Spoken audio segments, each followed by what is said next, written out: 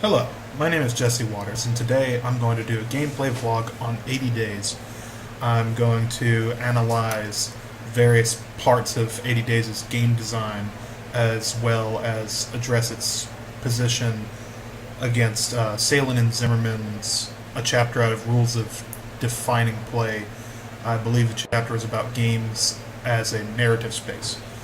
I'm also going to try and change the format and how I've done these videos in the past. Instead of directly referencing Sonic, narrative, interactive, and visual design in blocks, and instead be a little bit more freeform and just go with what I did like and what I didn't like about this game so far, before I get into talking about the secondary criticism. So anyway, let me continue and play 80 Days while I provide commentary. So,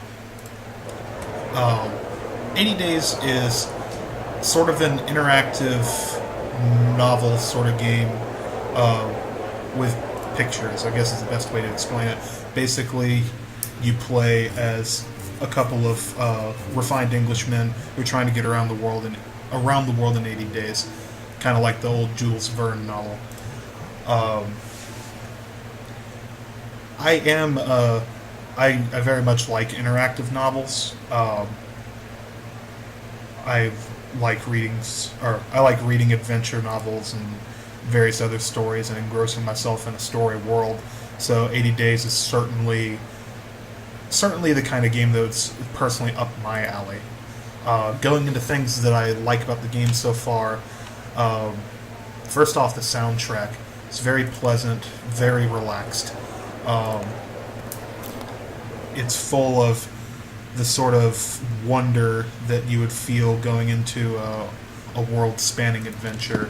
Music really fits the game, and it's equal parts a pleasant sort of exploration of the world as well as sort of like the wonder of going to new places. So I say the sonic design of the game, the music combined with the sort of I wouldn't say onomatopoeia because it's not something that you read, the sounds that each of the different modes of transportation make, from the carriages to the airships to the boats, all of it feels really nice.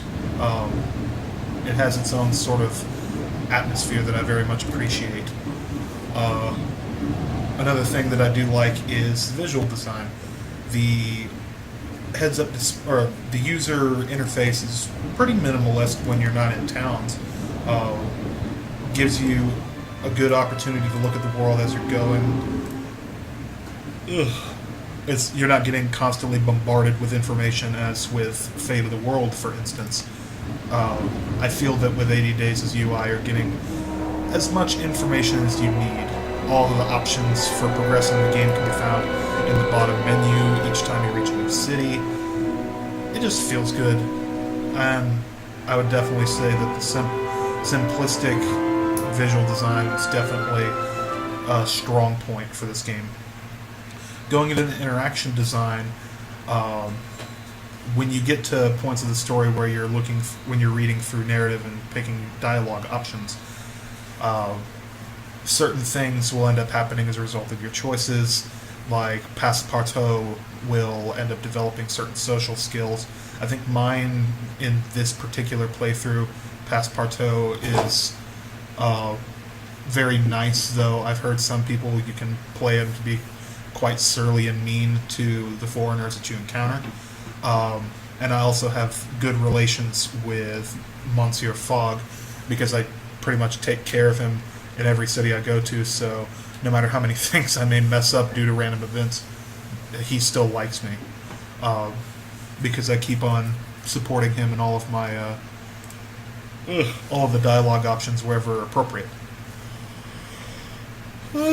Excuse me. So, as far as interaction goes, I like that you're able to steer the course of not just the story by way of the locations that you visit as you go around the world, but also how Passepartout evolves as a character within the narrative. And going on to the narrative design, Um, it's simple enough. It's it's enjoyable. The the Around the World in 80 Days is quite a simple um, design, and it isn't really the journey that you're caring much for in all of this, but rather the things that you see along the way. Um, it isn't about getting to the end of the road. It's about the journey that you've had. Excuse me one second while I read all this.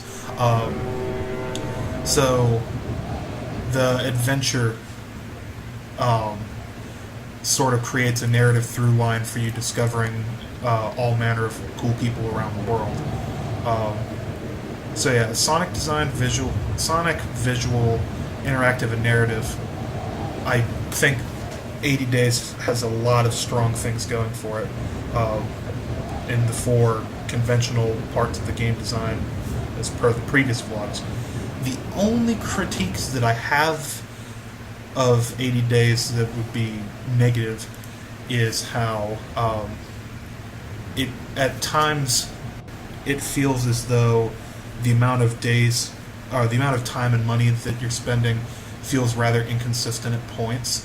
I recall previously in my playthrough that crossing over the Arabian Desert took me something like 14 days in an airship, whereas driving from like Cairo to Alexandria by car took a single day. And the airships are said in universe to be faster than cars, so I don't get what took so long. And also certain routes that you take seem to defy the expenses. Like they say in the narrative, it said that airships are typically very expensive, though I ended up taking one flight to Rubal Khali in an airship for like 20 euros, whereas driving by car from Rubal Khali to Dubai, for instance, costs like 500 euros. So there's a little bit of inconsistency in how much money you have to spend to get places and how much time it takes to get places.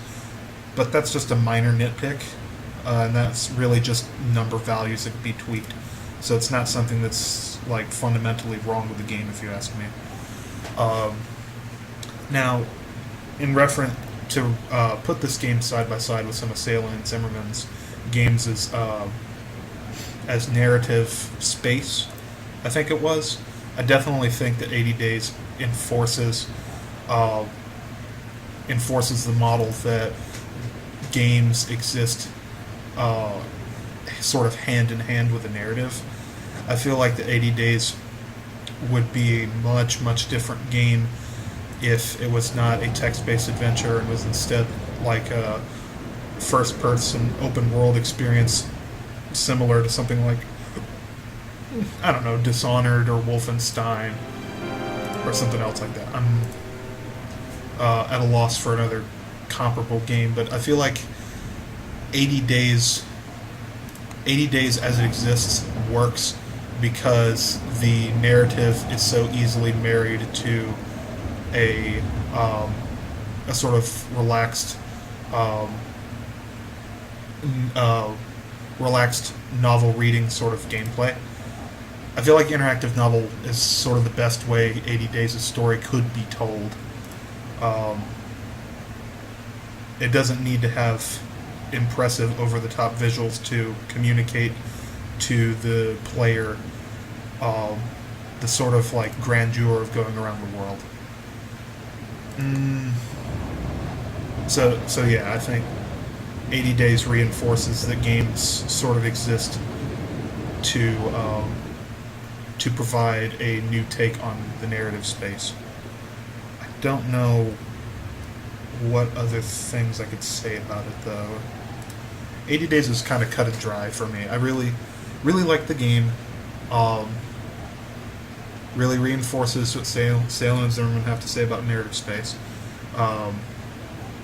It's not actively trying to... what's the word? It's not actively trying to obliterate any sort of like narrative game tropes as far as I can tell. Oh, so yeah. Beyond that, I feel like 80 Days does a good job with what it presents the player with. I'm kind of repeating myself and out of things to say, so I believe I will make this my stopping point. And thank you for listening to me, and I will see you in the next one.